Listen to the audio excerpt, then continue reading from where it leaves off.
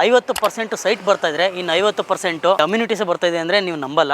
ಈಗ ಯಾರು ಒಂದು 25,000 30,000 ಅಲ್ಲಿ ಸ್ಯಾಲರಿ ತಗೊಂಡು ಯಾರು ಲೈಫ್ ಲೀಡ್ ಮಾಡ್ತಾ ಇರ್ತಾರೆ, ಲೇಔಟ್ ಅಲ್ಲಿ ಒಂದು ಸೈಟ್ ಅನ್ನು ಪರ್ಚೇಸ್ ಮಾಡಬಹುದು. ಫ್ರೀಯಾಗಿ ಕ್ಯಾಬ್ ಫೆಸಿಲಿಟೀಸ್ ಇರುತ್ತೆ. ನಮ್ಮ ಬೆಂಗಳೂರು ಮತ್ತೆ ಮೈಸೂರು ಯಾವುದೇ ಲೊಕೇಶನ್ ಹೇಳಿದ್ರು ಪಿಕಪ್ ಡ್ರಾಪ್ ಎಲ್ಲ ನಮ್ಮ ಕಡೆಯಿಂದ ಫ್ರೀನೇ ಇರುತ್ತೆ. ಸೊ ಇದು ಒಂದು ಟೋಟಲ್ ಅಂದ್ರೆ 33 acres ಅಲ್ಲಿ ನಾವು ಲೇಔಟ್ ಅನ್ನು ಮಾಡಿರೋದು. ಸೊ ಅದರಲ್ಲಿ 500+ ಪ್ರೀಮಿಯಂ ಪ್ಲಾಟ್ಸ್ ಬರ್ತಾ ಇದೆ.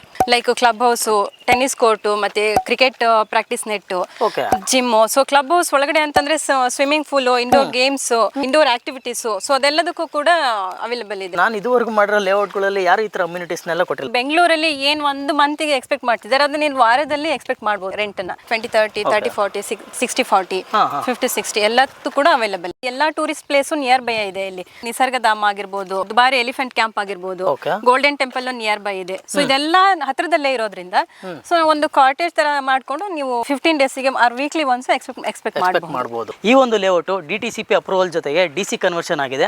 ಅದ್ರ ಜೊತೆ ಎ ಖಾತಾ, ಇಂಡಿವಿಜುವಲ್ ಈ ಖಾತಾ ಕೂಡ ಬರ್ತಾ ಇರುವಂತದ್ದು. ಮೇನ್ ಹೈವೇಗೆ ಅಟ್ಯಾಚ್ ಆಗಿರ್ತಕ್ಕಂಥ ಪ್ರಾಪರ್ಟಿ.